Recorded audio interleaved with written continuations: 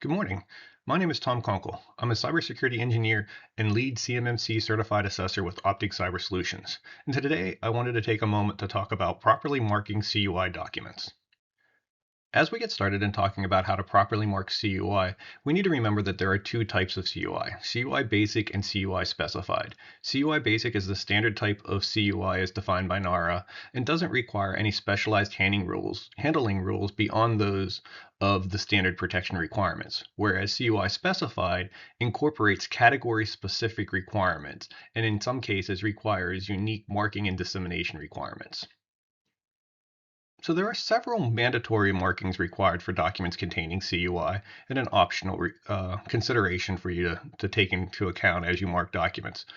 So as you can see here on the slide, general recommendation is to start by identifying where is the CUI in the document with paragraph markings. While paragraph markings are optional and not required, they are very helpful for both you as the author putting the information together so that you know where the CUI is, and then the receiver or the recipient of the information so they know exactly where the CUI is. If we have CUI anywhere in the document, we are required to have a banner. The banner must be at the top of every page of the document, and in most cases, it's highly recommended that it's at the top and bottom of each page. In addition to the banner, we need to have a CUI designation indicator block on the title page of each document. As I mentioned, the CUI banner is required on every page, but how do we understand what banner do we need to apply? Well, that comes back to understanding the type of CUI that we have in our document. If it's just basic CUI, then we just need to have the letter CUI or controlled on the banner of every page of the document. If we have specified CUI, we need to have the term controlled or CUI, as well as the category and subcategories of CUI within the document and any limited dissemination controls as appropriate, such as FedCon, which would only be releasable to federal employees and contractors, or no foreign, which would help us understand that the document cannot be distributed to foreign nationals. And as I mentioned, we're required to put a CUI designation indicator block on the title page of all documents containing CUI.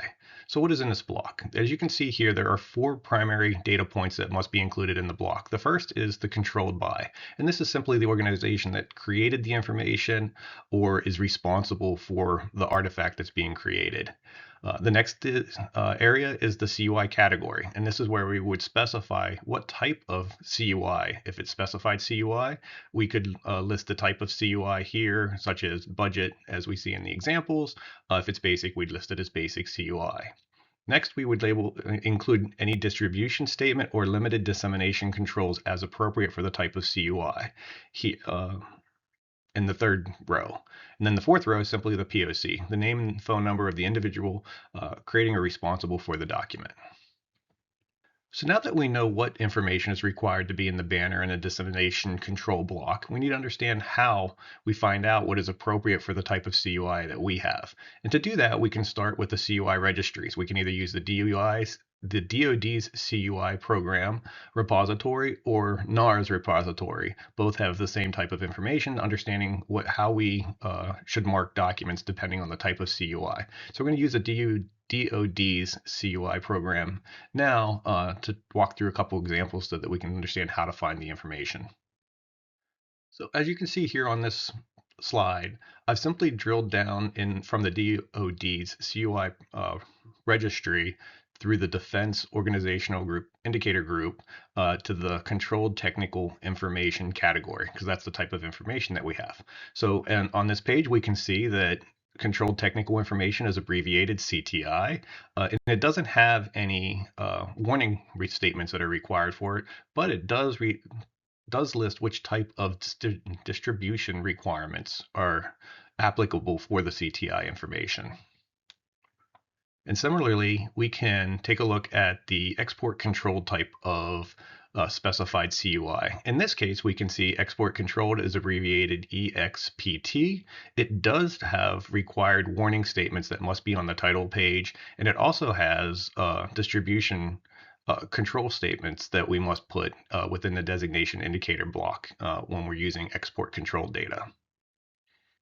So now we know how to find the information from the DoD CUI program registry, and we understand what markings are required at the top and bottom of every page. what is required on a title page, and then optionally the paragraph markings if we choose to have those.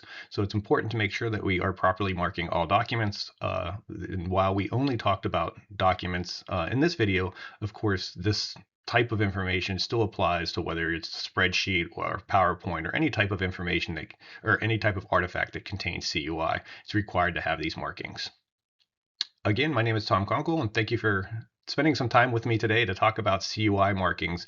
I've listed some resources available for you if you have additional questions, including 32 CFR Part 2002.20, which specifies, or that's where the authority comes from, or the requirement for us to put banners on our CUI documents. I've also included some links to the CUI registry so that you can understand what markings are appropriate for the type of CUI you have, and some additional tips that the DoD has put out on how to mark CUI documents.